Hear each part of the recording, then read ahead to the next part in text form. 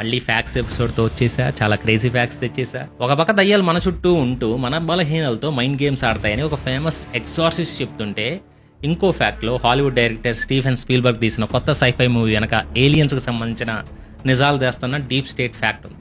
వీటన్నిటికీ లింక్ పెడితే అసలు కోల్డ్ వార్ టైంలో యూఎస్ మిలిటరీ అండ్ సిఐఏ సీక్రెట్గా నడిపిన ఒక ప్రాజెక్ట్లో మౌంటైన్స్ లోపల, పర్వతాల లోపల alien space ships and UFO repair shops ఉన్నట్టు కనుక్కున్నారు అనే ఒక వింతైన విషయాలు కూడా బయటకు వచ్చాయి. సో చాలా ఫ్యాక్ట్స్ ఉన్నాయి అండ్ వీటి వెనకున్న రియాలిటీ ఏంటో వరుసగా ఒకటి చూద్దాం. ఇంకా చాలా ఇంట్రెస్టింగ్ ఫ్యాక్ట్స్ ఉన్నాయిలేండి. సరే, ఫస్ట్ ఫ్యాక్ట్కి వెళ్ళిపోదాం. ఒక ఫేమస్ ఎగ్జార్సిస్ట్ దయ్యాలు నిజంగానే ఉన్నాయి, అవి మనుషుల మైండ్తో ఎలా ఆట ఆడుకుంటాయో కొన్ని విషయాలు చెప్పాడు. ఫాదర్ కార్లోస్ మార్టిన్స్ అనే ఒక ఫేమస్ ఎగ్జార్సిస్ట్ ప్రపంచవ్యాప్తంగా చాలా ఎగ్జార్సిజమ్స్ చేశాడు. ఆయన ద ఎగ్జార్సిస్ట్ ఫైల్స్ అనే ఒక పాడ్కాస్ట్లో తన ఎక్స్పీరియన్సెస్ని షేర్ చేస్తా, దయ్యాలు లేదా డెమోన్స్ మనుషుల్ని చాలా బాగా అర్థం చేసుకుంటాయి, వాళ్ళని ఎలా మ్యానిపులేట్ చేయాలో వాటికి బాగా తెలుసు అని చెప్పారు. అండ్ ఆయన ఒకప్పుడు అతిష్ట్గా ఉండేవాళ్ళంట. ఆ తర్వాత రిలీజియన్ వైపు వచ్చి ప్రీస్ట్ అయ్యారు. ఆయన ఫస్ట్ టైం ఒక ఎక్సార్సిజం చేసినప్పుడు ఆ దయ్యం ఆయనతో నువ్వు మావాడి అవ్వాల్సింది అని అందంట. జనరల్గా ఈ డెమాన్స్ ఎప్పుడూ వాళ్ళ రియల్ నేమ్స్ చెప్పమంట, 99% ఫేక్ నేమ్స్ మాత్రమే చెప్తాయంట. తనను ఫాలో అయిన ఒక డెమాన్ తన పేరు కన్ఫ్యూజన్ అని చెప్పుకుందని ఆయన అన్నారు. చాలామంది దయ్యాలు అనగానే కుర్చీలు గాల్లో తేలడం, వింత శబ్దాలు రావడం లాంటి ఫిజికల్ ఫినామినా చూసి భయపడతారు. కానీ ఫాదర్ కార్లోస్ ప్రకారం ఇలాంటివి కేవలం కొత్తగా వచ్చే జూనియర్ ప్రీస్ట్ని భయపెట్టడానికి ఈ డెమాన్స్ చేస్తాయంట. ఎక్స్పీరియన్స్ పెరిగే కొద్దీ ఎగ్జార్సిస్ట్ వీటిని అసలు పట్టించుకోరు. నిజంగా భయపడాల్సింది వాటి ఫిజికల్ యాక్టివిటీస్కి కాదు, వాటి మైండ్ గేమ్స్కి అని ఆయన చెప్తున్నారు. ఎందుకంటే ఈ దుష్టశక్తులు మన చిన్నప్పటి నుంచి మనల్ని గమనిస్తా మన ఇష్టాలు అయిష్టాల మీద నోట్స్ రాసుకుంటాయంట. ఎవరికి ఏది ఇష్టం అంటే మనీ, పవర్ లేదా ఏ బలహీనత అయినా సరే కరెక్ట్ టైంలో దాన్నే ఒక టెంప్టేషన్ లాగా మన ముందుకు తెస్తాయంట. దానికి మనం లొంగిపోయేలా మైండ్తో గేమ్స్ ఆడతాయని ఆయన క్లెయిమ్ చేస్తున్నారు. కొంచెం భయం వేసేలాగా చెప్పారు. మరి కనీసం గాల్లో కుర్చీ లెగిసినప్పుడు అయినా వీడియో తీయాల్సింది కదా, నమ్మేవాళ్ళు. కానీ దయ్యాల సంగతి కోసేపు పక్కన పెడితే ప్రజెంట్ మనల్ని నిజంగా భయపెట్టే విషయం నన్ను ఒకటి ఉంది. అదేంటంటే మన వీడియోస్ కంటిన్యూగా చూస్తా కూడా మీరు సబ్స్క్రైబ్ చేసుకోకుండా వెళ్ళిపోవడం కొత్త వాళ్ళు. సో జోక్స్ పక్కన పెడితే మీరు ఇచ్చి ఒక లైక్ అండ్ షేర్, సబ్స్క్రైబ్ మాకు చాలా సపోర్ట్.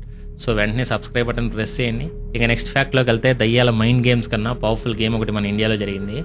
ప్రైమ్ మినిస్టర్ మోదీ గారు జస్ట్ ఒకే ఒక ఫోటో పోస్ట్ చేస్తే వేరే కంట్రీ యొక్క ఎకానమీ షేక్ అయింది. దాని గురించి యాక్చువల్ నెంబర్స్ రీసెంట్గా బయటకు వచ్చాయి. మీకు తెలిసిందేగా, ప్రైమ్ మినిస్టర్ మోదీ గారు లక్షద్వీప్లో ఒక ఫోటో దిగారు, అది మాల్దీవ్స్కి దెబ్బ పడిందని. లక్షద్వీప్ యాక్చువల్ మెంబర్స్ మాట్లాడుకుందాం. ఆర్టీఐ డేటా ప్రకారం ఒక షాకింగ్ విషయం బయటపడింది. 2020లో లక్షద్వీప్కి వెళ్ళిన టూరిస్టులు 3875 మంది మాత్రమే. కానీ 2024కి వచ్చేసరికి ఆ నెంబర్ ఏకంగా 68,328కి రీచ్ అయింది. ఎస్పెషల్లీ 2023తో కంపేర్ చేస్తే ఒక్క సంవత్సరంలోనే 47% గ్రోత్ వచ్చింది. ఇదంతా ఎప్పుడు స్టార్ట్ అయిందంటే 2024 జనవరిలో ప్రైమ్ మినిస్టర్ మోదీ గారు అక్కడే విజిట్ చేసి సోషల్ మీడియాలో beaches photos and video share చేసినప్పుడు.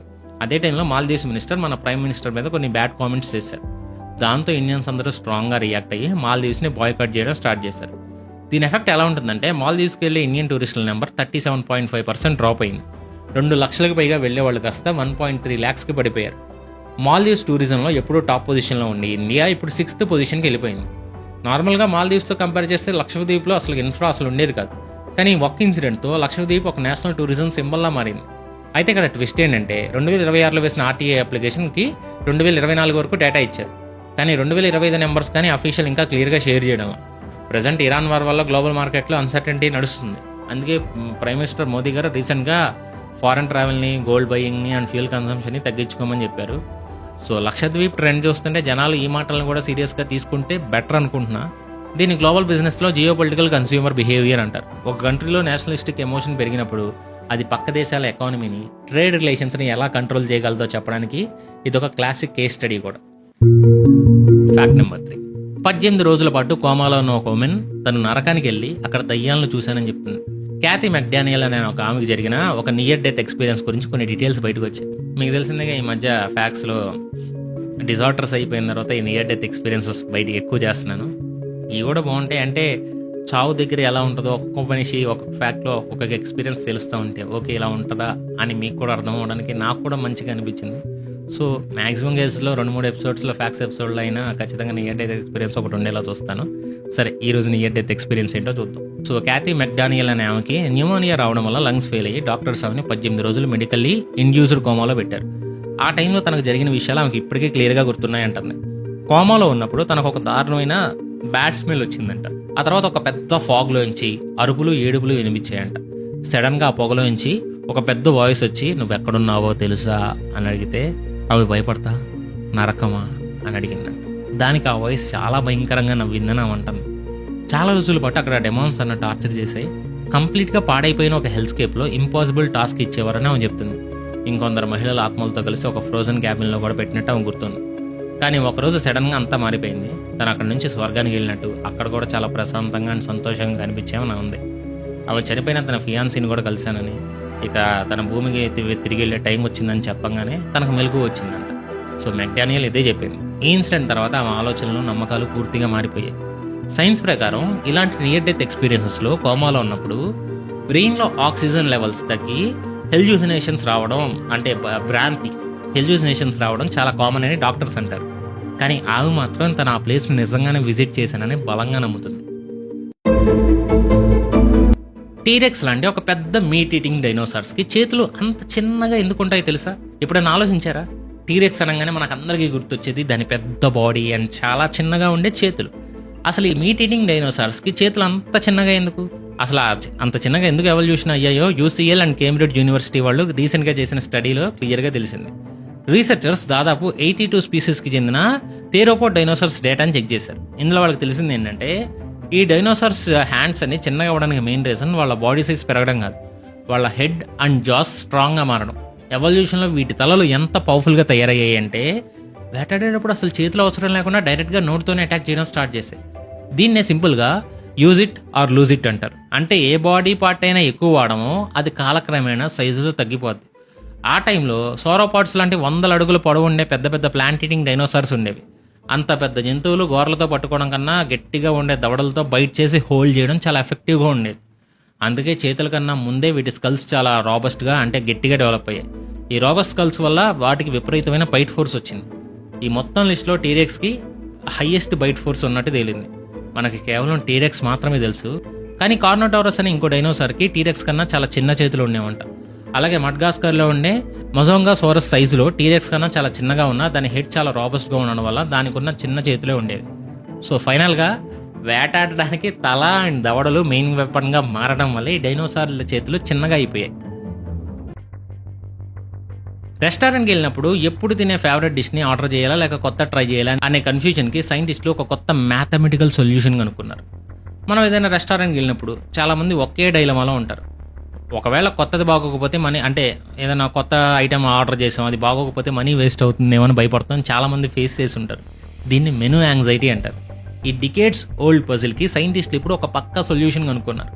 అసలు విషయం ఏంటంటే దాదాపు 40 సంవత్సరాల క్రితం famous quantum physicist Richard Feynman తన ఫ్రెండ్తో కలిసి ఒక థాయ్ రెస్టారెంట్కి వెళ్ళినప్పుడు ఈ ప్రాబ్లమ్ని ఒక మ్యాథ్ ప్రాబ్లం లాగా చూసి సాల్వ్ చేశారు. కానీ ఆయన ఈ అనలిస్టులు ఎక్కడా పబ్లిష్ చేయాల, జస్ట్ పేపర్ మీద రాసుకున్నారు. ప్రిన్స్టన్ యూనివర్సిటీకి చెందిన రీసెర్చర్స్ ఇప్పుడు ఈ హ్యాండ్ రిటన్ నోట్స్ని డీకోడ్ చేసి proceedings of the national academy of sciences PNAS జర్నల్లో పబ్లిష్ చేశారు. సో ఈ రీసెర్చ్ ప్రకారం దీన్ని ఎక్స్ప్లోర్ వర్సెస్ ఎక్స్ప్లాయిట్ ప్రాబ్లం అంటారు. దీనికి వాళ్ళు ఒక థ్రెషోల్డ్ రూల్ని కూడా క్యాలిక్యులేట్ చేశారు. ఈ రూల్ మొత్తం మీరు ఫ్యూచర్లో ఆ రెస్టారెంట్కి ఎన్నిసార్లు వెళ్దాం అనుకుంటున్నారనే దాని మీదే డిపెండ్ అయ్యి ఉంటుంది. జాగ్రత్తగా వినండి. ఇక్కడ ఫర్ ఎగ్జాంపుల్ మీరు ఆ సిటీకి లేదా రెస్టారెంట్కి వెళ్ళడం ఫస్ట్ టైం అయితే ఖచ్చితంగా కొత్త డిషెస్ని ఎక్స్ప్లోర్ చేయాలి. ఎందుకంటే ఇంకా చాలా ఛాన్సెస్ ఉంటాయి కాబట్టి. దానికంటే బెస్ట్ డిష్ దొరికే కూడా ఛాన్స్ ఉంటుంది. అదే మీరు ఆ ప్లేస్కి వెళ్ళడం కొన్ని టైమ్స్ మాత్రమే అయితే అసలు రిస్క్ తీసుకో. మీకు నచ్చిన బెస్ట్ ఫేవరెట్ డిష్ని తీసుకోవాలి, అంటే దాన్నే ఆర్డర్ చేయాలి. రీసెర్చర్స్ దాదాపు 2520 మంది మీద ఎక్స్పెరిమెంట్స్ చేసి హ్యూమన్స్ కూడా న్యాచురల్గా ఇదే రూల్ని ఫాలో అవుతారని ప్రూవ్ చేశారు. దీన్ని కంప్యూటర్ సైన్స్లో ఎక్స్ప్లోర్ ఎక్స్ప్లాయిట్ ట్రేడ్ ఆఫ్ అంటారు. కేవలం ఫుడ్ మాత్రమే కాదు, లైఫ్లో కెరీర్ ఆప్షన్స్, బిజినెస్ ఇన్వెస్ట్మెంట్స్ లేదా కొత్త ప్లేసెస్ని సెలెక్ట్ చేసుకున్నప్పుడు కూడా నాకున్న టైంని రిసోర్సెస్ని బట్టి ఈ మ్యాథమెటికల్ స్ట్రాటజీని వాడుకోవచ్చు. శుభ్రంగా వాడుకోండి. స్టీవెన్ స్పీల్బర్గ్ కొత్త సినిమా డిస్క్లోజర్ డేని ఏలియన్స్ గురించి నిజాలు దాస్తున్నారన్న డీప్ స్టేట్ సహాయంతోనే తీశారనే రూమర్స్పై ఆయన క్లారిటీ ఇచ్చారు. స్టీవెన్ స్పీల్బర్గ్ తీసిన ఈ sci-fi epic movie Disclosure Day June 12న థియేటర్స్లోకి వస్తుంది. ఇందులో ఎమిలీ అని, కోలిన్ అని చాలా మంది యాక్ట్ చేస్తున్నారంటే పెద్దోళ్ళు, మనకు తెలియదు. సినిమా ప్లాట్ మొత్తం ఏలియన్స్ అండ్ UFO చుట్టూ ఉండే కాన్స్పిరసీ థీరీస్ మీద రన్ అవుతుంది. కానీ ఈ మూవీ చుట్టూ ప్రెసెంట్ ఒక వింతైన అర్బన్ లెజెండ్ నడుస్తుంది. అదేంటంటే ఈ సినిమాని స్పీల్బర్గ్ ఒంటరిగా తీయలేదు, యుఎస్ గవర్నమెంట్ కి చెందిన డీప్ స్టేట్ ఫ్యాక్షన్స్ సహాయంతో తీశారని ఒక రూమర్ క్రియేట్ అయింది. గత 80-90 ఏళ్లుగా మనుషులు సీక్రెట్ గా గ్రహాంతరవాసులతో టచ్ లో ఉన్నారనే నిజాన్ని పబ్లిక్ డైరెక్ట్ గా చెప్తే భయపడతారు. అందుకే ఇలాంటి సినిమాల ద్వారా వాళ్ళ మైండ్ ని ప్రిపేర్ చేస్తారని కొందరు నమ్ముతున్నారు. ప్రీవియస్ గా స్టాన్లీ క్రూబిక్ తీసిన 2001 ఏ స్పేస్ ఒడిసీ సినిమాకి కూడా ఇలాంటి రూమర్సే వచ్చాయి. రీసెంట్ గా ద రీవాచబుల్స్ పాడ్కాస్ట్ లో పాల్గొన్న స్పీల్బర్గ్ ఈ రూమర్స్ ని కొట్టిపాడేశాడు. తను ఈ సినిమాని ఎవరి ఇన్ఫ్లుయెన్స్ లేకుండా ఇండిపెండెంట్ గానే తీశానని చెప్పారు. కాకపోతే 2017లో న్యూయార్క్ టైమ్స్ లో వచ్చిన పెంటగాన్ యూఎఫ్ఓ ప్రోగ్రామ్ ఆర్టికల్ ని బేస్ చేసుకుని ఈ స్టోరీని రెడీ చేసుకున్నట్టు క్లారిటీ ఇచ్చారు. జోక్గా మాట్లాడతా ఆ రూమర్స్ ని నేను కూడా నమ్మడం స్టార్ట్ చేశానని నవ్వేసిన, గవర్నమెంట్ స్పేస్ సీక్రెట్స్ ఏవి తనకు తెలియవని చెప్పారు. ప్రీవియస్ గా ఆయన ఈటీ, క్లోజ్ ఎన్కౌంటర్స్ లాంటి క్లాసిక్ ఏలియన్ మూవీస్ తీసిన సంగతి తెలిసిందే. దీన్ని పాప్ కల్చర్లో సాఫ్ట్ డిస్క్లోజర్ అంటారు. గవర్నమెంట్స్ వాళ్ళ దగ్గర ఉన్న పెద్ద సీక్రెట్స్ని లేదా ఫ్యూచర్ ప్లాన్స్ని సినిమాల ద్వారా ముందు చూపిస్తే ఫ్యూచర్లో ఆ నిజం బయటపడినప్పుడు పబ్లిక్లో పెద్దగా ప్యానిక్ ఉండదు అనేది ఒక థియరీ. కిచెన్లో వాడే ఒక చిన్న స్పాంజ్ వల్ల మన బాడీలో ప్లాస్టిక్ వెళ్తుందా? యూనివర్సిటీ ఆఫ్ బాన్కి చెందిన రీసెర్చర్స్ ఒక క్రేజీ స్టడీ చేశారు. మనం రోజు కిచెన్లో గిన్నెలు కాడడానికి వాడే స్పాంజెస్ ప్రతిసారి మిలియన్ల కొద్దీ మైక్రో ప్లాస్టిక్స్ని రిలీజ్ చేస్తాయంట. ఇవి మనం తినే ప్లేట్స్ కంటుకొని తెలియకుండానే మన బాడీలోకి వెళ్తాయి. ఈ స్టడీ కోసం వాళ్ళు 3 రకాల స్పాంజెస్ని టెస్ట్ చేశారు. ఒకటి యూరోపియన్ స్పాంజ్, ఇందులో 59.3% ప్లాస్టిక్ ఉంటుంది. సెకండ్ది నార్త్ అమెరికన్ స్పాంజ్, ఇందులో 41.9% ప్లాస్టిక్ ఉంటుంది. థర్డ్ది ఆర్గానిక్ ప్లాంట్ బేస్డ్ స్పాంజ్, ఇందులో కేవలం 15.9% మాత్రమే ప్లాస్టిక్ ఉంటుంది. వీళ్ళు వీటిని కొన్ని వారాల పాటు వాడి చెక్ చేస్తే యూరోపియన్ స్పాంజ్ రోజుకి ఏకంగా 19 మిల్లీగ్రామ్స్ మైక్రో ప్లాస్టిక్స్ని రిలీజ్ చేస్తా టాప్లో ఉంది. అదే ఆర్గానిక్ స్పాంజ్ రోజుకి 4 మిల్లీగ్రామ్స్ మాత్రమే రిలీజ్ చేసింది. ఇలా ఒక పర్సన్ వల్ల ఇయర్కి 0.68 గ్రామ్స్ నుంచి 4.21 గ్రామ్స్ వరకు మైక్రో ప్లాస్టిక్ వేస్ట్ వాటర్లోకి వెళ్తున్నాయి. ఒక కంట్రీ మొత్తం చూసుకుంటే ఇది సంవత్సరానికి 355 టన్స్ వరకు ఉంటుంది. ఇది వాటర్ ట్రీట్మెంట్ ప్లాంట్స్ నుంచి తప్పించుకుని రివర్స్, లేక్స్, ఓషన్స్లోకి వెళ్ళిపోతున్నాయి. ప్రెసెంట్ సైంటిస్టులకి మైక్రో ప్లాస్టిక్స్ వల్ల లాంగ్ టర్మ్లో ఎలాంటి హెల్త్ ప్రాబ్లమ్స్ వస్తాయనే దాని మీద క్లారిటీ లేదు. కానీ మన సెల్స్లోకి ఎంటర్ అయితే వాటి ఫంక్షన్స్ దెబ్బతీస్తాయి. ఎర్లీ ఆన్సెట్ క్యాన్సర్కి అండ్ రీప్రొడక్టివ్ హెల్త్కి కూడా రిస్క్ అని కొన్ని రీసెంట్ స్టడీస్ చెప్తున్నాయి. అయితే ఈ రీసెర్చ్లో ఇంకో వింతైన విషయం బయటపడింది. గిన్నెలు చేత్తో కడిగేటప్పుడు మైక్రో ప్లాస్టిక్స్ కన్నా వాటర్ కన్సంప్షన్ వల్ల 85-97% ఎన్విరాన్మెంట్కి ఎక్కువ నష్టం కలుగుతున్నాను. అలాగే హైజీన్ పరంగా చూస్తే స్పాంజిల్ని ఎక్కువ రోజులు వాడితే వాటిలో ఫంగస్, జర్మ్స్ పెరుగుతాయి కాబట్టి వాటిని తరచుగా మారుస్తూ ఉండాలి. సో ప్లాస్టిక్ వాడకాన్ని తగ్గించడానికి కిచెన్లో వీలైనంత వరకు సింథటిక్ స్పాంజెస్కి బదులు న్యాచురల్ కోకోనట్ ఫైబర్ అంటే కొబ్బరి పీచు లేదా ప్లాంట్ బేస్డ్ ఆర్గానిక్ స్పాంజెస్ని వాడటం మన హెల్త్కి అండ్ ఎన్విరాన్మెంట్కి కూడా చాలా మంచిది. ఈ ఫ్యాక్ట్ చాలా ఇంపార్టెంట్, సో గుర్తుపెట్టుకోండి. రొటీన్గా చేసే ఒక గ్రౌండ్ టెస్ట్లో జెఫ్ బెజోస్ స్పేస్ రాకెట్ ఎందుకు బేలిపోయింది? అసలు నాసా ప్లాన్కి దీనివల్ల వచ్చే ప్రాబ్లం ఏంటి? జెఫ్ బెజోస్కి చెందిన బ్లూ ఆరిజిన్ కంపెనీ ఒక పెద్ద సెట్ బ్యాక్ని ఫేస్ చేస్తుంది. వాళ్ళు 320 feet టాల్ న్యూ గ్లెన్ రాకెట్ని ఫ్లోరిడాలోని కేప్ కెనావెరల్ స్పేస్ ఫోర్స్ స్టేషన్లో జరిగిన ఒక హాట్ ఫైర్ టెస్ట్లో పూర్తిగా పేలింది. ఇంజిన్ స్టార్ట్ అయిన కొద్దిసేపటికే కింద బాటంలో ఫైర్ బాల్ లాగా మొదలై టోటల్ రాకెట్ అండ్ లాంచ్ ప్యాడ్ని కాల్ చేసింది. ఈ ఒక్క ఇన్సిడెంట్ వల్ల దాదాపు $100 million లాస్ వచ్చింది. అదృష్టవశాత్తు ఎవరికి గాయాలలేదు, స్టాఫ్ అంతా సేఫ్గానే ఉన్నారు. ఈ ఇన్సిడెంట్ మీద జెఫ్ బెజోస్ ఎక్స్లో పోస్ట్ చేస్తా ఇది ఒక వెరీ రఫ్ డే అని, అయినా సరే మళ్ళీ రీబిల్డ్ చేసి రాకెట్ని ఎగరేస్తామని చెప్పారు. దీనికి rival company space X founder Elon Musk కూడా కష్టాల ద్వారానే నక్షత్రాలు చేరుకుంటామని కామెంట్ పెట్టారు. అయితే ఇక్కడ మెయిన్ ప్రాబ్లం ఏంటంటే ఈ న్యూ గ్లెన్ రాకెట్ని అమెజాన్ శాటిలైట్స్ని లాంచ్ చేయడానికే కాకుండా నాసా ప్రతిష్టాత్మకంగా ప్లాన్ చేస్తున్న ఆర్టెమిస్ మూన్ మిషన్ కోసం కూడా వాడదాం అనుకున్నారు. ఈ రెండులోనే ఒక మూన్ ల్యాండర్ని రాకెట్ ద్వారా పంపించాల్సి ఉంది. అక్కడ పర్మనెంట్గా ఒక మూన్ బేస్ని బిల్డ్ చేయడానికి ఈ ల్యాండర్ చాలా ఇంపార్టెంట్. ఇప్పుడు ఈ లాంచ్ ప్యాడ్ విపరీతంగా డ్యామేజ్ అవ్వడం వల్ల రిపేర్స్ కంప్లీట్ అవ్వడానికి కొన్ని నెలలు పట్టుద్ది. దానివల్ల NASA moon base time line కూడా మారే ఛాన్స్ ఉంది. నాసా అడ్మినిస్ట్రేటర్ జారెడ్ మాట్లాడుతూ స్పేస్ ఫ్లైట్స్ చాలా కష్టమైంది, ఈ ఎనామలీ మీద బ్లూ ఆరిజిన్తో కలిసి ఇన్వెస్టిగేట్ చేస్తామని చెప్పారు. కొన్ని వారాల క్రితమే వీళ్ళు ఇంకో రాకెట్ ఒక కమ్యూనికేషన్ శాటిలైట్ని కరెక్ట్ ఆర్బిట్లో పెట్టలేకపోయింది. ఇప్పుడు FAA ఇన్వెస్టిగేషన్ కంప్లీట్ అయ్యి ఇప్పుడు మళ్ళీ డిజాస్టర్ జరిగింది. సో స్పేస్ ఎక్స్ప్లోరేషన్లో ఇలాంటి యాక్సిడెంట్ని సక్సెస్ఫుల్ ఫెయిల్యూర్స్ అని అంటారు. రియల్ లాంచ్ రోజు మిషన్ ఫెయిల్ అయ్యి బిలియన్స్లో నష్టం రాకుండా ముందే హార్డ్వేర్ లిమిట్స్ని, లూప్ హోల్స్ని పట్టుకోవడానికి ఈ హాట్ ఫైర్ టెస్ట్ని కండక్ట్ చేస్తారు. అదనమాట విషయం. ఆస్ట్రేలియాలో కొన్ని పక్షులు ఆడపక్షులను ఇంప్రెస్ చేయడానికి గాజు ముక్కలు, ప్లాస్టిక్, చివరికి హ్యాండ్ కఫ్ లాంటి మనుషుల వస్తువులను కూడా వాడుతున్నాయి. ఆస్ట్రేలియాలోని క్వీన్లాండ్స్లో ఉండే గ్రేట్ బోవర్ బర్డ్స్ మీద యూనివర్సిటీ ఆఫ్ ఎక్స్టర్ సైంటిస్టులు ఒక స్టడీ చేశారు. నార్మల్గా మేల్ బోవర్ బర్డ్స్ ఆడపక్షులను అట్రాక్ట్ చేయడంలో పుల్లలతో ఒక చిన్న టన్నల్ లాంటి గూడుని బిల్డ్ చేస్తాయి. ఆ గూడు చుట్టూ రంగురంగుల వస్తువులను తెచ్చి డెకరేట్ చేస్తాయి. ఆడపక్షి రాగానే ఆ మైల్ బర్డ్స్ ఆ వస్తువులను తన ముందుకు ఇసురుతా తన తల వెనకుండా ఏకలను చూపిస్తా డిస్ప్లే చేస్తాయి. అయితే ఈ రీసెర్చ్లో టౌన్స్విల్లే సిటీలో ఉండే పక్షులకి, పల్లెటూరు పక్షులకి మధ్య ఒక పెద్ద డిఫరెన్స్ బయటపడింది. సిటీ పక్షులు ఆడపక్షుల్ని ఇంప్రెస్ చేయడానికి న్యాచురల్ థింగ్స్ కాకుండా మనుషులు వాడి పడేసిన రకరకాల వస్తువుల్ని తీసుకుంటున్నాయి. సిటీలో ఉండే గోళ్ళ దగ్గర గ్రీన్ గ్లాస్ కానీ, రెడ్ ప్లాస్టిక్స్, వైర్లు, నోట్లు, చివరికి ఒక చోట హ్యాండ్ కఫ్స్ కూడా దొరికాయి. ఒక హాస్పిటల్ దగ్గర ఉన్న గూడ్లో మెడిసిన్ జార్స్ ఉన్నాయి. ఒక ఫుట్బాల్ గ్రౌండ్ దగ్గర ఫ్లోరెసెంట్ మౌత్ గార్డ్స్ కూడా సైంటిస్టులు కనుక్కున్నారు.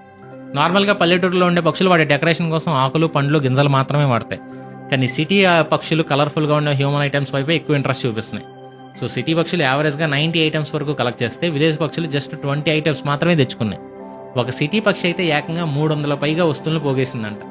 పక్షుల కంటి చూపు మనుషుల కన్నా కలర్స్ని చాలా షార్ప్గా ఐడెంటిఫై చేస్తుంది. అందుకే అవి చాలా బ్రైట్గా ఉండే మనుషుల ప్లాస్టిక్ వస్తువులను ఏరుకోరు తెచ్చుకుంటున్నాయి. సైంటిస్టులు ఒక ఎక్స్పెరిమెంట్లో ఈ 2 గ్రూప్స్కి natural items and human made items ఆప్షన్గా ఇస్తే ఈ 2 గ్రూప్ పక్షులు కూడా ప్లాస్టిక్ గ్లాస్ వస్తువులను సెలెక్ట్ చేసుకున్నాయి.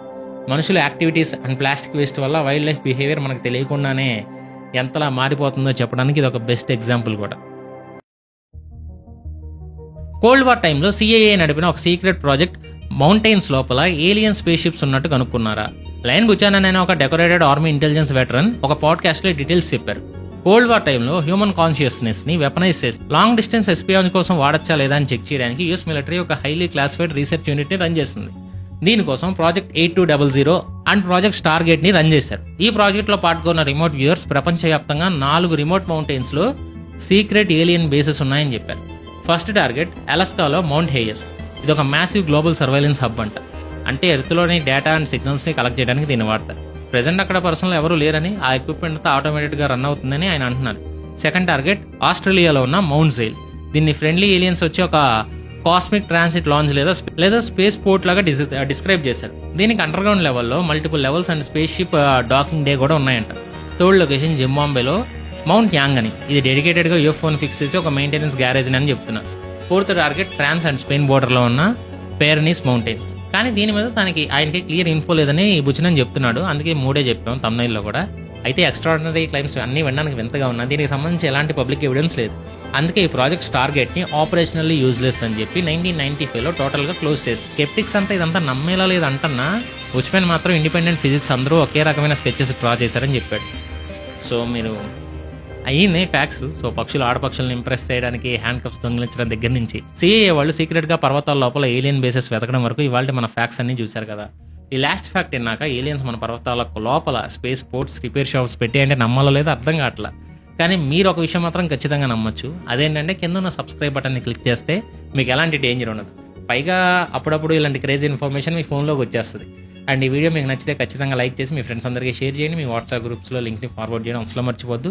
మళ్ళీ నెక్స్ట్ వీడియోలో కలుద్దాం. అప్పటి వరకు బాయ్. వీడియో చివరి వరకు చూసిన ప్రతి ఒక్కరికి love you so much. This is your Raja. We are family. Gambling and betting మన ఫైనాన్షియల్ హెల్త్కి హానికరం. ఎడిక్ట్ అయ్యే ఛాన్స్ ఉంది. మీ జేబులు ఖాళీ అవుతాయి. బెట్టింగ్ చేయకండి. చేసే వాళ్ళని ఎంకరేజ్ చేయకండి.